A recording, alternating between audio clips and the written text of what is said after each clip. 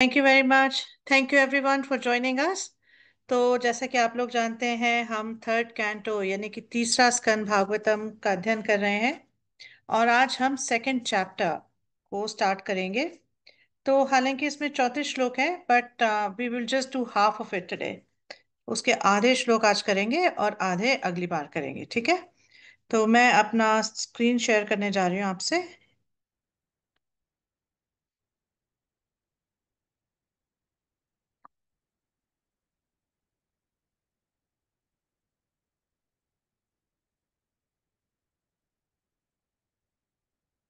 Okay, तो इस chapter का नाम है रिमेम्बरेंस ऑफ लॉर्ड कृष्णा, यानी कि भगवान श्री कृष्ण का स्मरण। तो शुरू करने से पहले मंगलाचरण कर लेते हैं। आप सबकी स्क्रीन पे आ रहा है, तो आप इसको मेरे साथ फॉलो कर सकते हैं। ॐ अज्ञानतिमिरान्धस्य ज्ञानाञ्जनशलाकया चक्षुरुन्मिलितं येन तस्मै श्रीगुरुवे नमः। श्रीचैतन्यमनोभीष्टं स्थापितं येन भूतले स्वयं रूपः कदा मह्यं ददाति स्वपदान्तिकं। वन्देऽहं श्रीगुरौ श्रीयुतपदकमलं श्रीगुरून् वैष्णवांश्च श्रीरूपं साग्रजातं सहगण रघुनाथान्वितं तं सजीवं साद्वैतां सावधूतं परिजनसहितं कृष्णचैतन्यदेवं श्रीराधा कृष्णपदान् सगण ललिता श्रीविशाखान्वितांश्च। हे कृष्ण करुणा सिन्धो दीनबन्धो जगत्पते गोपेश गोपिका कांत राधा कांत नमोस्तुते ते। तप्त कांचन गौरांगी राधे वृंदावनेश्वरी वृषभानुसुते देवी प्रणमामि हरिप्रिये। वाञ्छा कल्पतरुभ्यश्च कृपा सिन्धुभ्य एव च पतितानां पावनेभ्यो वैष्णवेभ्यो नमो नमः।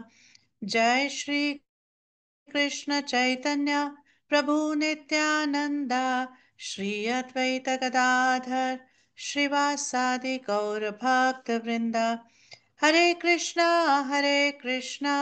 कृष्णा कृष्णा हरे हरे, हरे रामा हरे रामा राम राम हरे हरे। नमो विष्णुपदाय कृष्णप्रेष्ठाय भूतले श्रीमते भक्ति वेदांत स्वामिनिति नामिने। नमस्ते सरस्वते देवे गौरवाणी प्रचारिणे निर्विशेष शून्यवादी पाश्चात्य देश तारिणे। तो कुछ और प्रणाम मंत्र कर लेते हैं भागवतम का अध्ययन शुरू करने से पहले। ॐ नमो भगवते वासुदेवाय। ॐ नमो भगवते वासुदेवाय। ॐ नमो भगवते वासुदेवाय। नारायणं नमस्कृत्य नरं चैव नरोत्तमं देवीं सरस्वतीं व्यासं ततो जयमुदीरयेत्। शुश्रूषोषदधानस्य वासुदेव कथारुचि स्यान्महत्सेवया विप्रः पुण्यतीर्थनिषेवनात्। शृण्वतां स्वकथा कृष्णः पुण्यश्रवणकीर्तना हृदयन्तस्तु ह्यभद्राणि विधुनोति सुहृत्सतां। नष्टप्रायेषु भद्रेषु नित्यं भागवत सेवया भगवती उत्तमश्लोके भक्तिर्भवति नैष्ठिकी।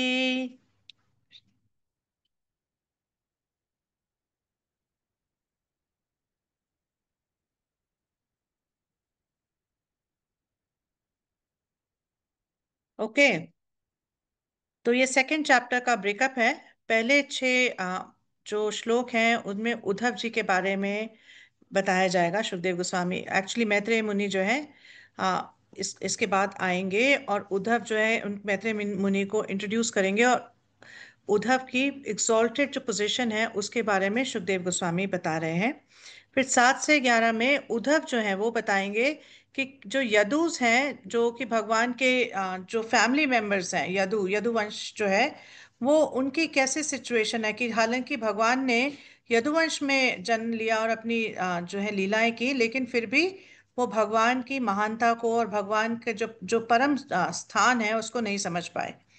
और फिर 12 से 14 में उद्धव जो है भगवान की जो भगवान का जो रूप है उसके बारे में बताएंगे, उसको उसके ऊपर चिंतन करेंगे, मनन करेंगे और उसके बारे में बताएंगे।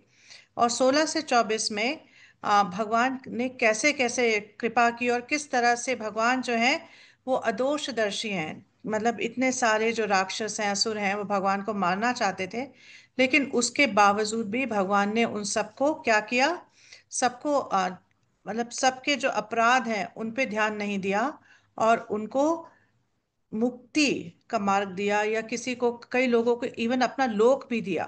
हम्म, फिर 25 से 34 में हम देखेंगे कि भगवान उद्धव बताएंगे कि वृंदावन में भगवान ने किस किस तरह की लीलाएं की। तो ये इस पूरे चैप्टर का ब्रेकडाउन है। तो आज हम पहले जो है 14 श्लोक करेंगे और अगली बार हम बाकी के श्लोक करेंगे। तो पहले पे देखते हैं क्या हो रहा है। तो सुखदेव गोस्वामी बताते हैं, श्रीला सुखदेव गोस्वामी ने कहा कि जब विदुर ने महान भक्त उद्धव से प्रियतम भगवान श्री कृष्ण का संदेश बतलाने हेतु कहा, तो श्री भगवान के स्मरण से अत्यधिक विवलता के कारण उद्धव तुरंत उत्तर न दे पाए। तो यहाँ पे क्या देख रहे हैं कि उद्धव जो है, मतलब जैसे उनके उनसे विदुर जी ने पूछा भगवान के बारे में, क्या भगवान के बारे में बताइए, हाँ यदुवंश के बारे में बताइए, तो क्या हुआ, उद्धव ये सुनकर बिल्कुल भाव विवल हो गए और कुछ भी बोल नहीं पाए। बिल्कुल उनका जो कंठ है उसमें से कोई भी आवाज नहीं निकल रही है। तो ये जो है ये एक्चुअली एक प्रेम का लक्षण है। हमारे आचार्य बताते हैं कि जब एक भक्त जो है इस लेवल पे हो, जब भगवान के साथ उसका इतना घनिष्ठ संबंध हो जाए कि हर समय उसको भगवान का स्मरण हो, भगवान का चिंतन हो, और भगवान से जो उसका संबंध इतना गाढ़ हो जाए, तो क्या होता है, जब भी वो भगवान का चिंतन करता है उसके अंदर अष्ट विकार जो हैं वो आते हैं उसके शरीर में, और इनको इंग्लिश में कहते हैं एक्सटैटिक सिम्टम्स। हम्म तो ये जो है हम देखेंगे कि उद्धव जब भगवान के बारे में चर्चा करेंगे तो बार बार बार बार उद्धव की ये स्थिति होगी, कभी बेहोश हो जाएंगे, कभी रोएंगे, हम्म और कभी बोल नहीं पाएंगे। तो ये किस लिए होता है, जब एक बहुत हाई लेवल, मतलब प्रेम का जो लेवल है वो उस वैसा लेवल है कि जब एक व्यक्ति भगवान की लीला में प्रवेश करने के योग्य हो जाए, तब वो जो लेवल है उसको प्रेम का लेवल कहते हैं। तो यहाँ पर हमारे आचार्य बताते हैं कि उद्धव जी जो है वो प्रेम के लेवल पे हैं। इसलिए जैसे उन्होंने विदुर जी से ये क्वेरी सुनी, विदुर जी का ये प्रश्न सुना, तो इमीडिएटली क्या हुआ, वो भगवान के चिंतन में इतने मग्न हो गए कि उनके मुंह से आवाज निकलना बंद हो गई। अब दूसरे में श्लोक में बताते हैं सुखदेव गोस्वामी कि वे अपने बचपन से ही, जब 5 वर्ष के थे, तो भगवान श्री कृष्ण की सेवा में इतने लीन हो जाते थे कि जब उनकी माता प्रातःकालीन कलेवा लेने हेतु बुलाती तो वे कलेवा करना नहीं चाहते थे। तो क्या बता रहे हैं कि मतलब भगवान बचपन से ही उनका भगवान के प्रति इतना गाढ़ आकर्षण था। तो प्रभुपाद जी अपने तात्पर्य में बताते हैं कि ये होती है एक नित्य सिद्ध का की निशानी। अगर आप किसी नित्य सिद्ध के बारे में जानना चाहते हैं कि कौन नित्य सिद्ध है, तो हम देख सकते हैं कि बचपन से ही उनके अंदर वो लक्षण जो है प्रकट होना शुरू हो जाते हैं। तो जैसे हम प्रभुपाद जी के जीवन में देखते हैं कि बहुत छुटपन की उम्र से ही प्रभुपाद जी जो है वो क्या कर रहे थे, उन्होंने अपने पिताजी से कह के विग्रह जो है लिए राधा गोविंद के, और उनकी सेवा शुरू की, और बहुत छोटी उम्र में ही प्रभुपाद जी जो है रथ यात्रा निकालने लगे जगन्नाथ जी की। तो इसी तरह से जब हम देख सकते हैं इसमें उद्धव जी के एग्जाम्पल से, कि उद्धव जी जो हैं अपने बचपन में, जैसे हम आजकल देखते हैं ना कि बच्चे जो हैं उनके पास कृष्णा डॉल होती है, हम्म कि जो गुड़िया है वो कृष्ण कृष्ण की के रूप की गुड़िया है और उससे खेलते हैं। तो ऐसे उद्धव जी के पास भी कृष्ण की रूप की गुड़िया थी बचपन में, और वो उनको अलग अलग प्रकार से अलग अलग प्रकार से जो है भोग अर्पण करते थे। हाँ, उनकी ड्रेसिंग किया करते थे और उनकी उनकी पूजा किया करते थे। और सारा दिन जो है उनका जो पूरा चिंतन है, पूरा जो मनन है, वो किस पे था? भगवान की सेवा पे था, कि किस तरह से ये जो मेरे पास गुड़िया है मैं इसकी सेवा कर सकूं। हम्म, तो ये एक्चुअली प्रभुपाद जी कहते हैं ये एक नित्य सिद्ध के लक्षण है, कि उसका पूरा जो मेंटल एब्जॉर्प्शन है वो किस चीज में है? कि मैं भगवान की सेवा कैसे कर सकूं, क्या ड्रेस बनाऊं भगवान के लिए, क्या ड्रेस पहनाऊं, क्या भोग लगाऊं, किस तरह से उनकी पूजा करूं। हम्म तो जो एक नित्य सिद्ध भक्त है भगवान को कभी नहीं भूलता, कब किसी भी स्थिति में उसको भगवान का विस्मरण नहीं होता। तो प्रभुपाद जी कहते हैं कि एक्चुअली जो मनुष्य जीवन है उसका यही महत्व है, कि मनुष्य जीवन में हमें क्या करना चाहिए? भगवान के साथ अपने संबंध को दोबारा से स्थापित करना चाहिए, और ऐसी सिचुएशन में आना चाहिए कि हमें हमेशा भगवान का ही चिंतन रहे। हम भगवान के बारे में, भगवान के नाम के बारे में, भगवान के रूप के बारे में, भगवान के गुणों के बारे में, भगवान की लीलाओं के बारे में हमेशा स्मरण करते रहें। हम्म, तो प्रभुपाद जी फिर आगे बताते हैं कि इसके लिए पंचरात्रिक विधि मतलब अर्चन की विधि, जब हम डीटी वर्शिप करते हैं या विग्रह सेवा करते हैं, तो ये एक्चुअली में हमारे लिए आसान हो जाता है ऐसे करना, क्योंकि हमारी जो जितनी भी इंद्रियां हैं जब वो विग्रह की सेवा में लगती हैं, तो वो इंद्रियों का शुद्धिकरण होता है। हम्म और जो मन है उसका भी शुद्धिकरण होता है, और हम भगवान के बारे में चिंतन करना हमारे लिए पॉसिबल हो पाता है।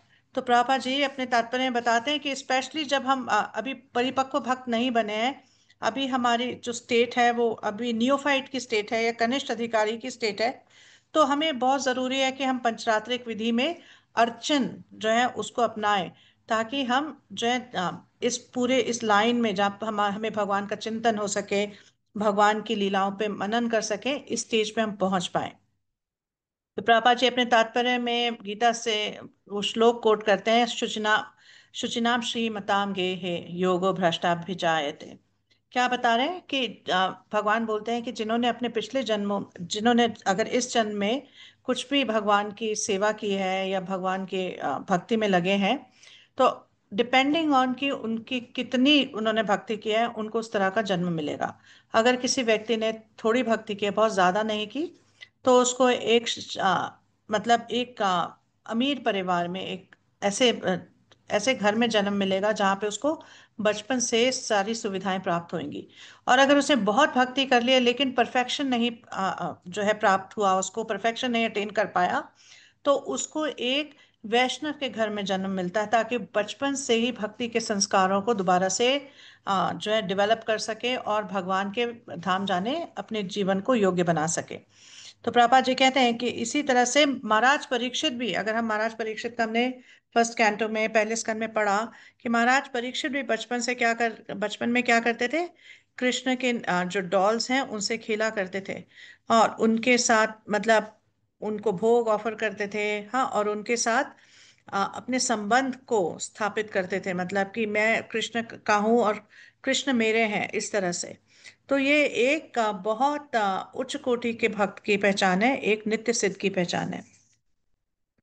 हाँ, तो यहाँ पे क्या बताया जा रहा है? तो सुखदेव गोस्वामी बता रहे हैं कि इतना खो जाते थे वो, कि जब उनकी माँ उनको बुलाती थी सुबह कि आके नाश्ता कर लो, तो मतलब वो इतने खोए हुए रहते थे कि वो ये भूल जाते थे कि मुझे कुछ खाना है, कुछ पीना है। हाँ, तो ये होता है चिंतन एक्चुअली भगवान का, इसको कहते हैं समाधि। हाँ, तो हम देखेंगे कि भागवतम में जब परीक्षित महाराज जो है, जब 6-7 दिन वो भागवतम सुनेंगे, तो क्या कर रहे हैं? पूरी तरह से मतलब ना पानी पी रहे हैं, ना कुछ खा रहे हैं, और ना सो रहे हैं, वहां पे पूरी तरह से बैठ के पूरा अपना उनका जो कॉन्शियसनेस, उनकी जो चेतना है किसमें है? भगवान के बारे में सुनने के लिए। हम्म और ऐसा नहीं है कि मतलब अच्छा चलो हम कहीं बैठ गए, अब हमें बस सुन रहे हैं, हमें कुछ हम उसको प्रोसेस नहीं कर रहे हैं। परीक्षित महाराज के जो प्रश्न है, उनके प्रश्नों को सुन के सुखदेव गोस्वामी उनकी इतनी सराहना करते हैं कि महाराज आपने इतने अच्छा प्रश्न पूछा है। हाँ, तो इससे क्या पता चलता है कि बहुत ध्यान पूर्वक सुन रहे हैं। ऐसे नहीं कि वहां पे बैठ गए अब चलो कुछ चले जा रहा है कुछ कुछ, हाँ आधा उसमें से हमारे अंदर जा रहा, आधा नहीं जा रहा। तो ये सारी जब हम कथाएं पढ़ते हैं भागवतम में, तो ये हमारे को इंस्पिरेशन देने के लिए है कि ये लेवल है जो हमें पहुंचना है, यहां तक पहुंचना है। हमें हमें अपने जीवन को इस तरह से ढालना है कि हम हमें भी भगवान का चिंतन हो सके और हम भी पूरा टाइम भगवान के बारे में सोच सकें। तो यहां तक हमें पहुंचना है। लेकिन जब तक हमारी इंद्रियां और मन शुद्ध नहीं होगा, ये हम यहां तक नहीं पहुंच सकते। और इंद्रिय और मन कैसे शुद्ध होता है? भगवान के विग्रह की सेवा करके, या भगवान जो अपने गुरु हैं उनका कोई आदेश है उसकी उसकी पूर्ति करके, या भगवान ने जो इंस्ट्रक्शंस दिए हैं भगवत गीता में उनको अपने जीवन में अपनाकर, इस तरह से हमारी इंद्रियां और मन का शुद्धिकरण होता है, और ultimately then we can reach this stage. ठीक है, तो ये बहुत जरूरी है। अब तीसरे में देखते हैं क्या बता रहे हैं। तो सुखदेव गोस्वामी कह रहे हैं, इस तरह उद्धव अपने बचपन से ही लगातार भगवान श्री कृष्ण की सेवा करते रहे, और उनकी वृद्धावस्था में सेवा की यह वह प्रवृत्ति कभी शिथिल नहीं हुई। जैसे ही उन्होंने जैसे ही उनसे श्री भगवान के संदेश के विषय में पूछा गया, उन्हें तुरंत उनके विषय में सब कुछ स्मरण हो गया। तो क्या यहाँ पे बता रहे हैं कि मतलब उद्धव जो है यंग एज में नहीं है अभी। हाँ, उद्धव की एज हो गई है, लेकिन उसके बावजूद भी ऐसा नहीं हुआ है कि अब चलो अब उम्र ज्यादा हो गई, अब हमें क्या जरूरत है भगवान के बारे में ज्यादा कुछ भी भगवान की सेवा करने की, या भगवान के बारे में ज्यादा स्मरण करने की, या कोई भी भक्तिमय कार्य को करने की क्या जरूरत है, बहुत पूरे जीवन निकाल दिया हमने इसमें। अब हम हमारी जो है ओल्ड एज आ गई है, अब हम रिलैक्स कर सकते हैं। तो प्रभुपाद जी कहते हैं कि ये हम उद्धव जी के एग्जाम्पल से देख सकते हैं। हम्म। और एक्चुअली हम प्रभुपाद जी के एग्जाम्पल से भी देख सकते हैं, है ना। प्रभुपाद जी जो है किस उम्र में गए America? When he was 69 years old. Hmm. और क्या किया उन्होंने? वहां पे पूरे विश्व में इस आंदोलन को फैला दिया। तो आपको ये सोच सकता है मैं वृंदावन में हूँ, हाँ अब मेरी 70 साल की उम्र हो गई, अब मुझे क्या करने की जरूरत है, मेरे को रिटायरमेंट ले लेनी चाहिए। तो प्रभुपाद जी कहते हैं कि एक्चुअली जैसे जैसे एक भक्त भक्ति में आगे बढ़ता है, उसकी सेवा की प्रवृत्ति, सेवा की इच्छा, हाँ जो है बढ़ती चली जाती है। अगर आपकी सेवा की इच्छा कम हो रही है तो इसका मतलब आप भक्ति में आगे नहीं बढ़ रहे हैं। क्योंकि क्या होता है जब हम भक्ति में आगे बढ़ते हैं तो हमारे यूपर से अलग अलग जो परतें निकलती हैं, उनमें से एक परत ये भी निकलती है कि मैं I am the I am the universe, I am the Lord of the universe, है ना। ये जो एक परत है वो निकल जाती है। तो एक व्यक्ति को ये रियलाइजेशन हो जाता है कि मैं भगवान का नित्य सेवक हूँ। तो अगर आपको ये रियलाइज हो जाएगा कि आप नित्य सेवक हैं, तो क्या करेंगे?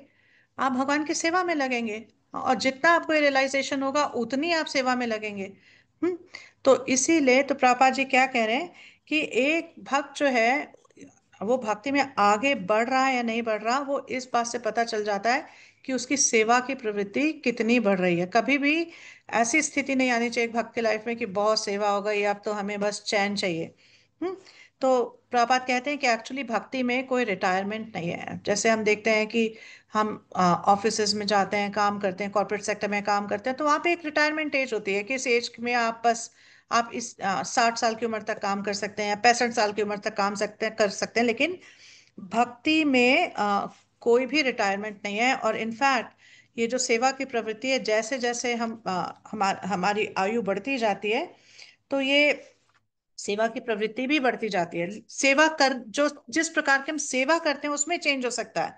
कि जब हम थोड़े यंग हैं तो हम अपने तन को ज्यादा सेवा में लगाते हैं।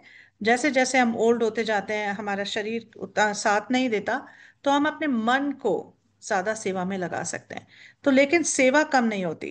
तो ये बहुत जरूरी है। तो प्रभा जी कह रहे हैं कि उद्धव जी जो है अब उनकी उम्र हो गई है, हाँ, और वृद्ध होने जा रहे हैं, लेकिन इसका ये मतलब नहीं है कि उनकी सेवा की प्रवृत्ति भी कम हो गई है। तो जो भगवान की सेवा है वो दिव्य स्तर पर है, वो इस भौतिक स्तर पर नहीं है। हम्म। तो और मतलब हमने जैसे बताया कि प्रभुपाद जी और उनके इनफैक्ट उनके शिष्यों को भी हम देख सकते हैं। प्रभुपाद जी के बहुत सारे शिष्य हैं जो अभी मतलब 70 साल की उम्र से ज्यादा है, कई 80 साल की उम्र से ज्यादा है, लेकिन ऐसा नहीं है कि उन्होंने सोच लिया कि अच्छा हम सब कुछ छोड़ देंगे। उनका ये कहना है कि जब प्रभुपाद जी ने 81 साल तक इतना स्ट्रगल किया, तो हम कैसे शांति से बैठ जाएं, हम कैसे सब कुछ छोड़ दें। तो आप देख सकते हैं इन एग्जाम्पल से कि जैसे जैसे उम्र बढ़ रही है तो उससे सेवा नहीं कम हो रही, सेवा का फॉर्म चेंज हो गया है। जो पहले बहुत ज्यादा फिजिकल था वो अब डिफरेंट तरह का सेवा हो गया, लेकिन सेवा कम नहीं हो रही। अब टेक्स्ट 4 में देखते हैं क्या बता रहे हैं। तो सुखदेव गोस्वामी बता रहे हैं, वे क्षण भर के लिए एकदम मौन हो गए और उनका शरीर हिला डुला तक नहीं। वे भक्ति भाव में श्री भगवान के चरण कमलों के स्मरण रूपी अमृत में पूरी तरह निमग्न हो गए और उसी भाव में वे गहरे उतरते दिखने लगे।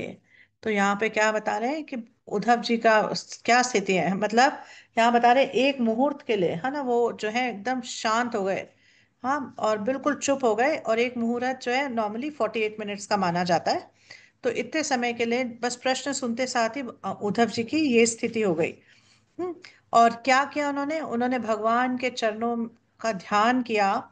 और भगवान के जितने भी गुण हैं और जो लीलाएं हैं और जो भगवान की आ, मतलब भगवान के लिए उन्होंने जो सेवा की और भगवान ने जिस प्रकार से उनके साथ रेसिप्रोकेट किया, हाँ, उन सब के बारे में उनको स्मरण होने लगा। और उनके अंदर जो है उनके शरीर में अलग अलग प्रकार के विकार आने लगे। बिकॉज जब जैसे हमने डिस्कस किया कि एक स्टेट पे पहुंचकर क्या होता है कि जब प्रेम की स्थिति पे कोई व्यक्ति पहुंच जाता है, तो जब भी वो अपने प्रेम के विषय को याद करता है, तो उसके शरीर में अलग अलग प्रकार के जो है विकार आने शुरू हो जाते हैं। तो इसीलिए उद्धव जो है कुछ समय के लिए बिल्कुल चुप हो गए और कुछ भी नहीं बोले। अब देखते हैं पांचवें में क्या हो रहा है। पांचवें में सुखदेव गोस्वामी बता रहे हैं, विदुर ने देखा कि उद्धव में संपूर्ण भावों के कारण समस्त दिव्य शारीरिक परिवर्तन उत्पन्न हो आए हैं और वे अपनी आंखों के से विछोह के आंसुओं को पोंछने का प्रयास कर रहे हैं। इस तरह विदुर ये जान गए कि उद्धव ने श्री भगवान के प्रति गहन प्रेम को पूर्ण रूपेण आत्मसात कर लिया है। तो जब विदुर जी ने ये लक्षण देखे उद्धव में, तो उनको समझ में आ गया कि उद्धव जी जो है प्रेम की अवस्था में है। उन्हें भगवत प्रेम की प्राप्ति हो गई है। और और उनको दिखने लगे, उनके शरीर में अलग अलग जब लक्षण आने लगे, अलग अलग प्रकार के विकार आने लगे, तो विदुर जी को ये पूरा मतलब पूरा आश्वासन हो गया कि आ, जो उद्धव है वो प्रेम की स्थिति पे है। तो प्रभा जी अपने तात्पर्य में बताते हैं कि अलग अलग जब भक्ति मार्ग में हम लगते हैं तो अलग अलग स्टेजेस होते हैं। सो पहली जो स्टेज होती है उसमें क्या होता है कि हम जो भक्ति के अलग अलग प्रकार के नियम हैं उनका बहुत ध्यान पूर्वक पालन करते हैं। तो जब हम नियमों का बहुत ध्यानपूर्वक पालन करते हैं तो हमारे हृदय की शुद्धिकरण होता है, हमारे मन का शुद्धिकरण होता है, हमारी जितनी भी इंद्रियां हैं उनका शुद्धिकरण होता है। और धीरे धीरे एक व्यक्ति निष्ठा के स्टेज पे आ जाता है। निष्ठा के मतलब का क्या मतलब है कि उसके अनर्थ जो है जितने भी उसके अंदर गलत आते हैं, हाँ, गलत विचार है, तो 75% वो सारे अनर्थ जो है जा चुके हैं, धुलाई हो चुकी है उनकी। तो निष्ठा की स्टेज पे एक व्यक्ति क्या करता है, बहुत फिक्स्ड हो जाता है, बिल्कुल मतलब निष्ठ हो जाता है कि अब उसको भक्ति के मार्ग से कोई हिला नहीं सकता। फिर तीसरा क्या है, तीसरा जब निष्ठा की स्टेज से वो और प्रोग्रेस करता है, तो उसके शरीर में अलग अलग प्रकार के विकार आने शुरू हो जाते हैं। तो प्रापा जी ये बताते हैं, और प्रापा जी कहते हैं कि ये सब कैसे होता है। ये नवधा भक्ति का पालन करने से होता है ना। 9 काइंड्स ऑफ डिवोशनल सर्विस है ना, 9 टाइप्स। उसमें क्या है, श्रवणम कीर्तनम विष्णु स्मरणम, हम इसको कई बार डिस्कस कर चुके हैं, नवधा भक्ति। तो नवधा भक्ति को जब हम बहुत ध्यान से इसका पालन करते हैं तो हम ऑटोमेटिकली ऑर्गेनिकली इन स्टेजेस पे पहुंच जाते हैं। ठीक है। तो प्रभुपाद जी कहते हैं कि जितना एक व्यक्ति का शुद्धिकरण होता है उतना ज्यादा एक व्यक्ति निष्ठ हो जाता है भक्ति के मार्ग पर, उतना फिक्स्ड हो जाता है भक्ति के मार्ग पर।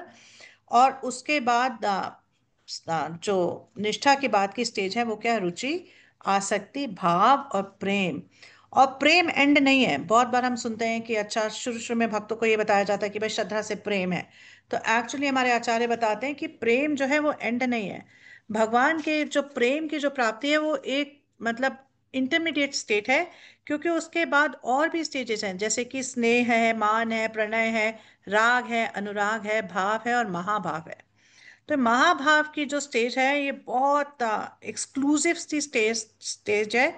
और सिर्फ राधा रानी और श्री चैतन्य महाप्रभु जो है महाभाव की स्टेज पे है। बाकी जो जीव हैं उनके लिए स्टेज पे पहुंच पाना पॉसिबल नहीं है। तो इस तरह से प्रभुपाद जी इसके बारे में हमें बताते हैं। अब छठे में देखते हैं, छठे में क्या हो रहा है।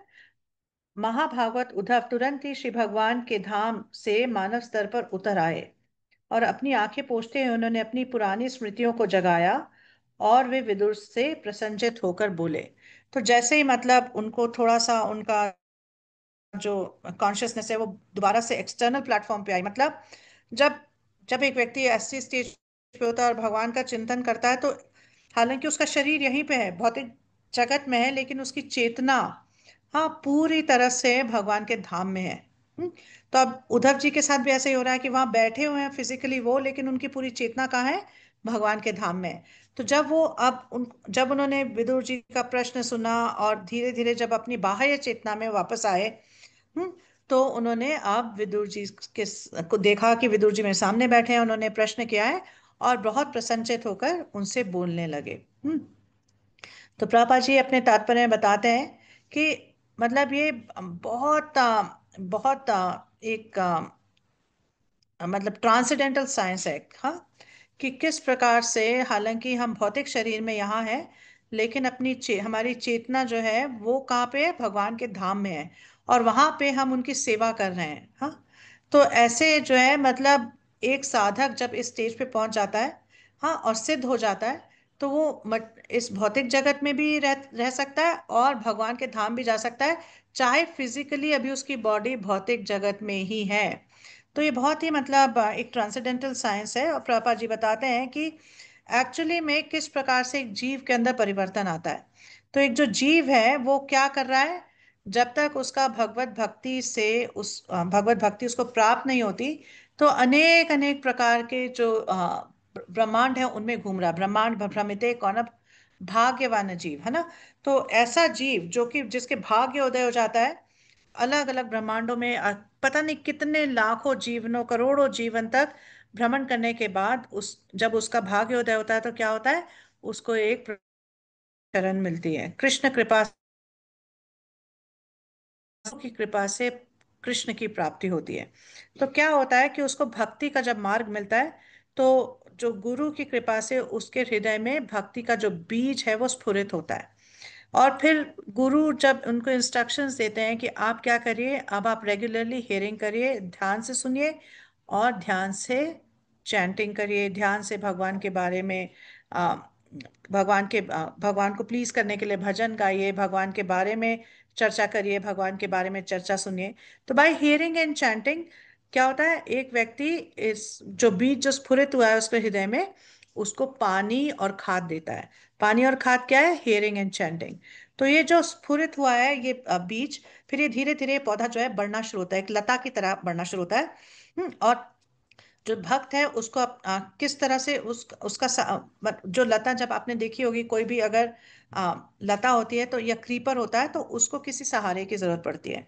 तो ये सहारा किस प्रकार से है? ये सहारा जो है वो भगवान के भक्तों से प्राप्त करता है। जो भक्त पूरी तरह से भगवान के चिंतन में लगे हुए हैं, भगवान की सेवा में लगे हुए हैं, तो उनका सहारा लेके ये लता जो है ऊपर ऊपर बढ़ना शुरू होती है।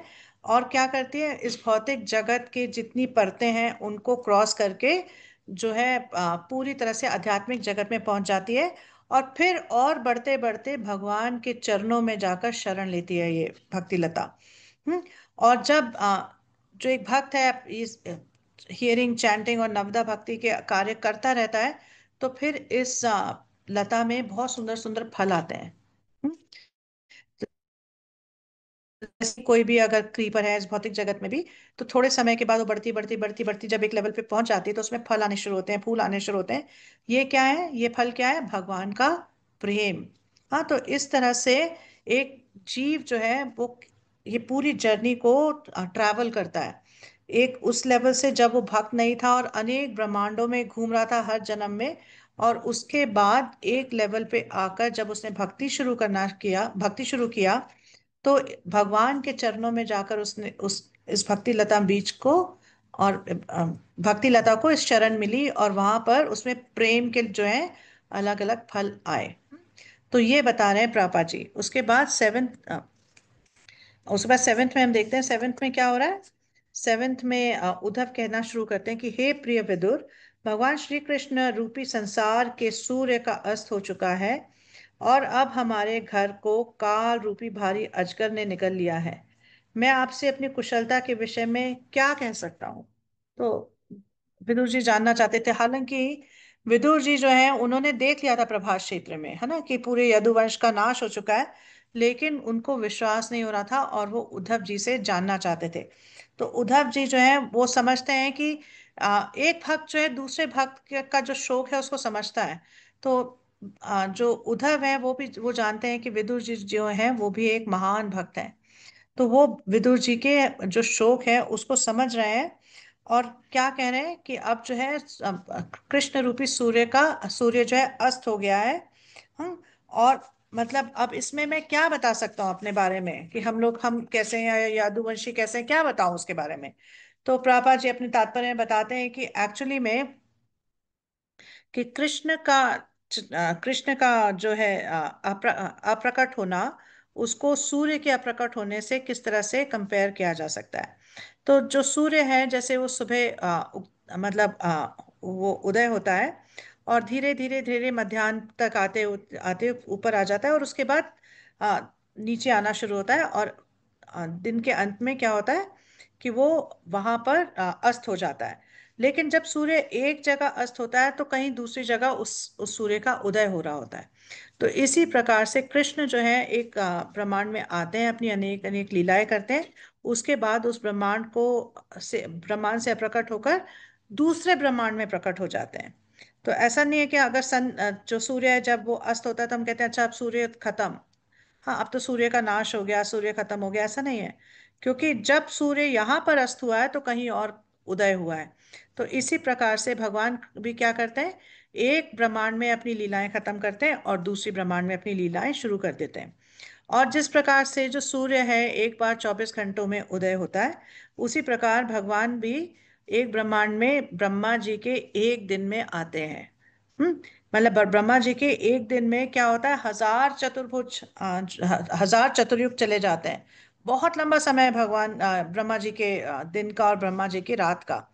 तो एक बार ब्रह्मा जी के दिन में कृष्ण अपने स्वयं भगवान रूप में प्रकट होते हैं। जिस प्रकार की सूर्य जो है एक बार 24 घंटों में उदय होता है। और फिर क्या बताते हैं कि जैसे कि जब सूर्य जो है ढल जाता है, तो सारा जगत जो जहाँ पे सूर्य ढला वो सारी जगह क्या हो जाता है, अंधेरा हो जाता है। और जो सांप हैं वो क्या हो जाते हैं, और शक्तिशाली हो जाते हैं। जो भूत प्रेत हैं वो ज्यादा एक्टिव हो जाते हैं। और क्या होता है, और जो कमल का फूल है वो ढल जाता है। तो इसी प्रकार से जब कृष्ण एक ब्रह्मांड से अप्रकट होते हैं, तो वो उस ब्रह्मांड में क्या होता है, अंधेरा छा जाता है। और जो एथिस्ट होते हैं, जिनको मतलब भगवान में विश्वास नहीं है, तो वो लोग क्या है, उनको बड़ा अच्छा लगता है कि मतलब अब स्थिति सही है, क्योंकि अब कोई भगवान के बारे में बोल नहीं रहा, भगवान के बारे में ज्यादा चर्चा नहीं कर रहा, तो ये स्थिति सही है।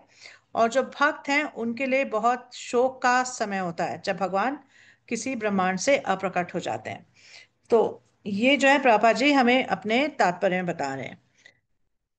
आठवें में क्या हो रहा है, उद्धव बता रहे हैं कि समस्त ग्रहों समेत यह ब्रह्मांड अत्यंत अभागा है, और यदुकुल के सदस्य तो उनसे भी बढ़कर अभागे हैं, क्योंकि वे श्री हरि को परमेश्वर के रूप में नहीं पहचान पाए, जिस तरह मछलियां चंद्रमा को नहीं पहचान पाती।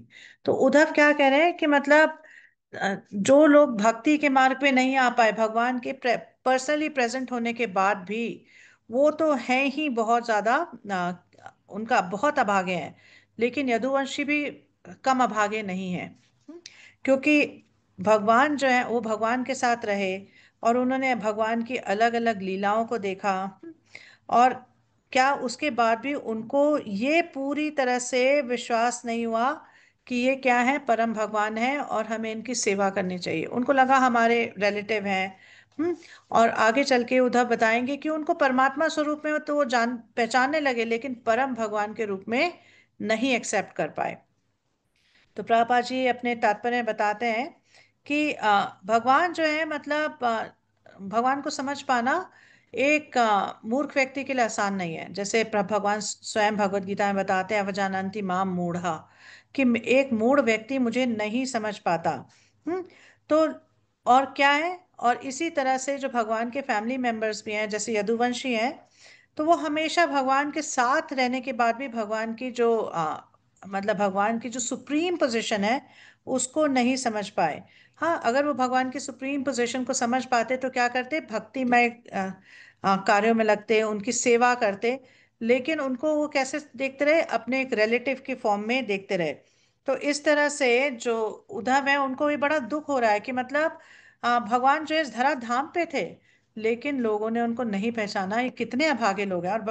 और यहाँ तक उद्धव जो है उनको हम जब सुनेंगे तो देखेंगे कि उद्धव को ये भी लगेगा कि मैं कितना अभागा हूँ। हाँ, और मैंने जो है जितनी मेरे को सेवा भगवान की करनी चाहिए थी मैंने करी नहीं। हाँ, मैं भी नहीं समझ पाया। हम्म। तो इस तरह से उद्धव का मूड हमें देखने को मिल रहा है, कि कितने मतलब हम्बल है। हाँ, इतना भगवान का हमने लास्ट वीक में उद्धव जी के बारे में सुना कि उद्धव जी जो है कितनी स्पेशल पर्सनालिटी हैं, लेकिन कितने ज्यादा जो है विनम्र हैं, कि उनको ये नहीं लग रहा कि हाँ मैं बहुत एग्जॉल्टेड पोजीशन में हूँ। एक्चुअली भक्ति में प्रोग्रेस अगर आप कर रहे हो तो ये चीज जो है आपके अंदर आ जानी चाहिए कि एक्चुअली मेरी कोई पोजीशन नहीं है, मैं बहुत गिरा हुआ हूँ या गिरी हुई हूँ। बोलने के लिए नहीं, एक्चुअली में हमें रियलाइज होना शुरू हो जाना चाहिए कि हम जो है मतलब किसी लायक नहीं है, हम बहुत अभागे भी हैं और हम किसी लायक भी नहीं है। और किस तरह से वैष्णव और भगवान हमें टॉलरेट कर रहे हैं, ये उनकी महानता है। ये बात एक व्यक्ति को रियलाइज हो जानी चाहिए। अब नवे उस पे आते हैं। तो उद्धव कह रहे हैं, यदुगण अनुभवी भक्त, विद्वान तथा मनोवैज्ञानिक अध्ययन में पटु थे। इससे भी बड़ी बात यह थी कि वे लोग समझ प्रकार की विश्रांति में भगवान श्री कृष्ण के साथ रहते थे। फिर भी वे केवल फिर भी वे उन्हें केवल उस सर्वोपरि के रूप में जान पाए जो सर्वत्र निवास करते हैं। हाँ, तो यहाँ पर क्या पता चल रहा है, वो क्या कह रहे हैं कि यदु जो है मतलब भगवान के साथ रहते थे, बहुत इंटेलिजेंट थे सारे, मतलब काफी ज्ञानी किस्म के थे, बहुत इंटेलिजेंट थे और बहुत मतलब पटु थे, मतलब कि एक्सपर्ट थे हर चीज में। लेकिन फिर भी वो भगवान को नहीं जान पाए।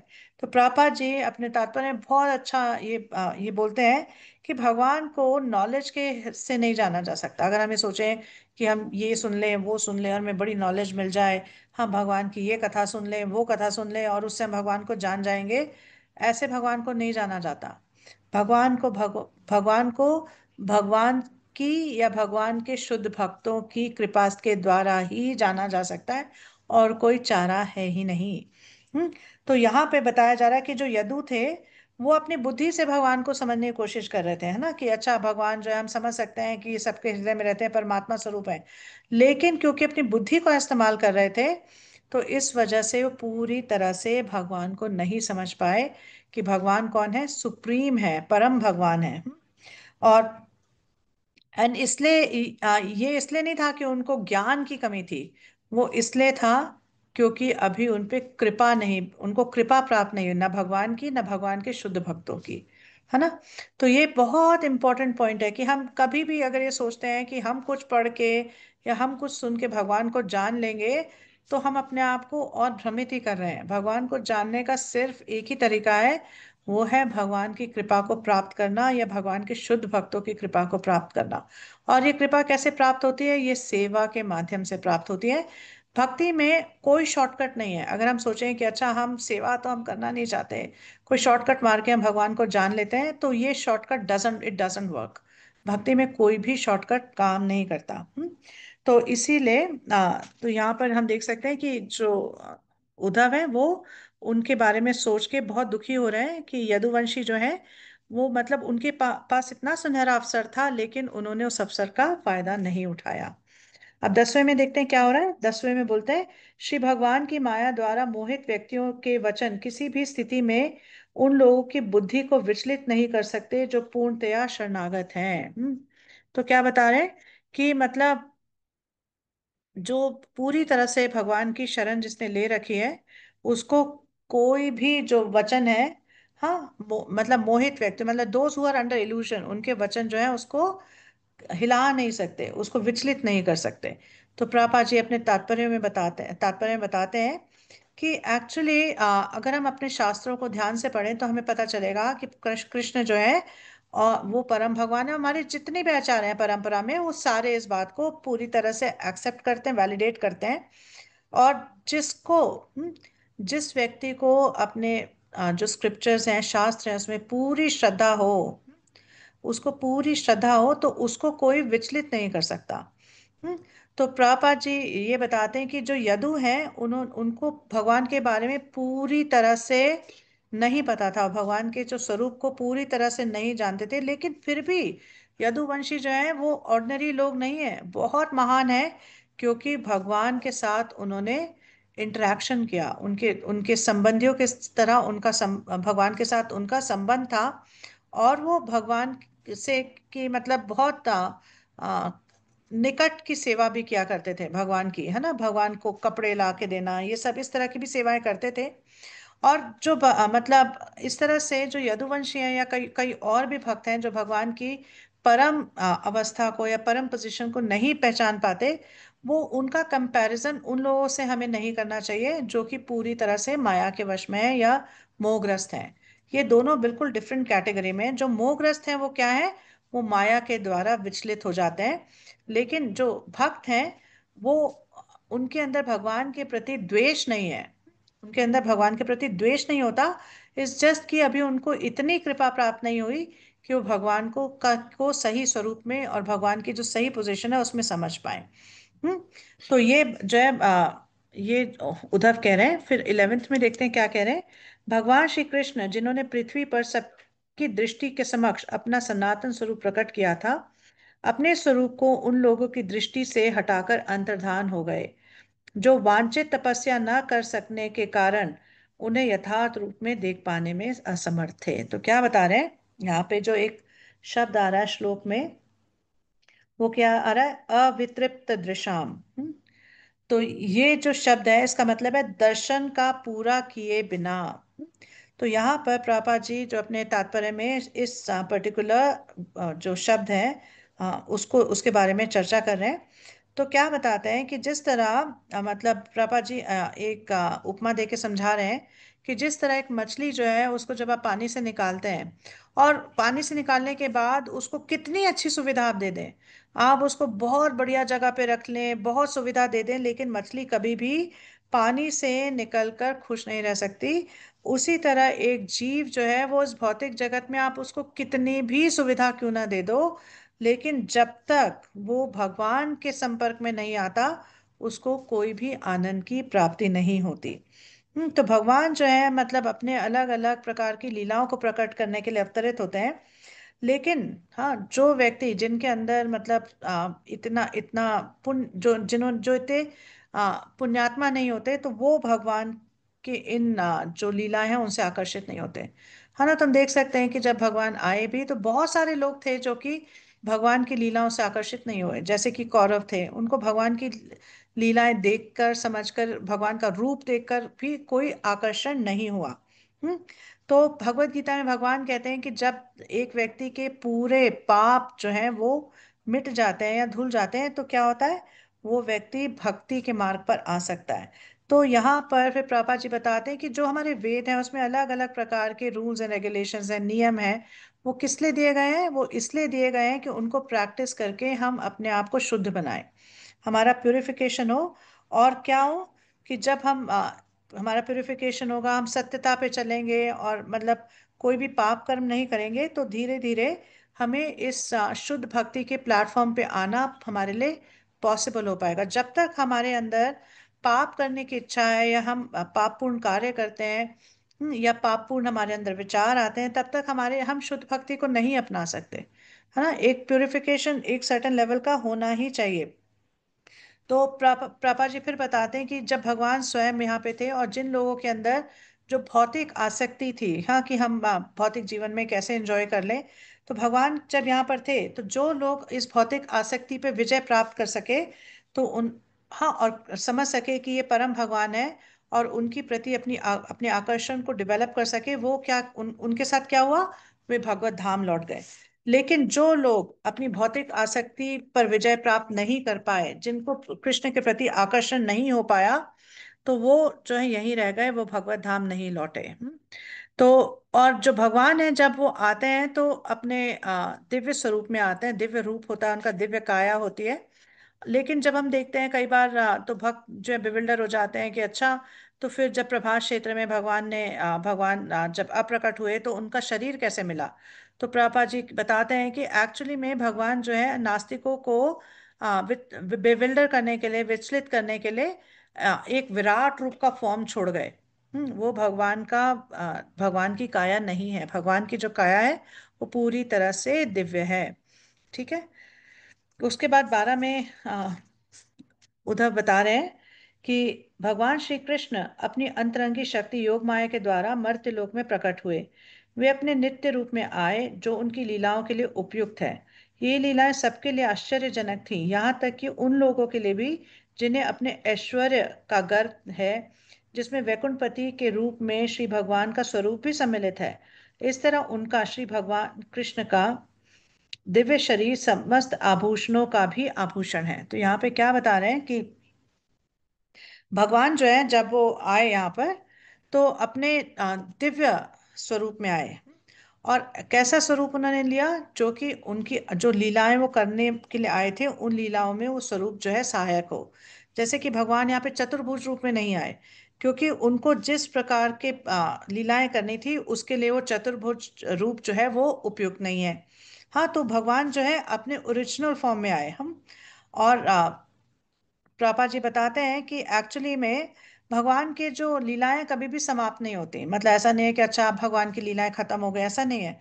तो जिस तरह से पहले हमने जो है सूर्य की उपमा के बारे में सुना, तो पापा जी उसी को रिपीट करते हैं कि जैसे सूर्य जो है वो कहीं उदय होता है फिर कहीं ढल जाता है, इसी तरह भगवान की भी लीलाएं जो हैं एक ब्रह्मांड से दूसरे ब्रह्मांड में, जैसे एक रोड शो होता है ना, तो आपने रोड शो देखा होगा कभी कि एक जगह पे एक नुक्कड़ पे जो है नाटक हो रहा है, फिर कुछ दिन वहां नाटक हुआ, फिर वो पूरी की पूरी जो मंडली है वो आगे चली गई, फिर किसी और नुक्कड़ में उन्होंने नाटक करना शुरू किया।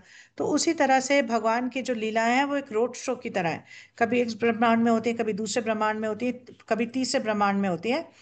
तो प्रभा जी फिर बताते हैं, बहुत अच्छी बात है, सो ध्यान से सुनिएगा। प्रभा जी कहते हैं कि वैकुंठ लोकों में तो भगवान जितनी कृपा देते हैं मतलब वहाँ के वासियों को, उससे बहुत ज्यादा कृपा भगवान यहाँ जब धराधाम पे आते हैं तो इस भौतिक जगत में तो सबको देते हैं।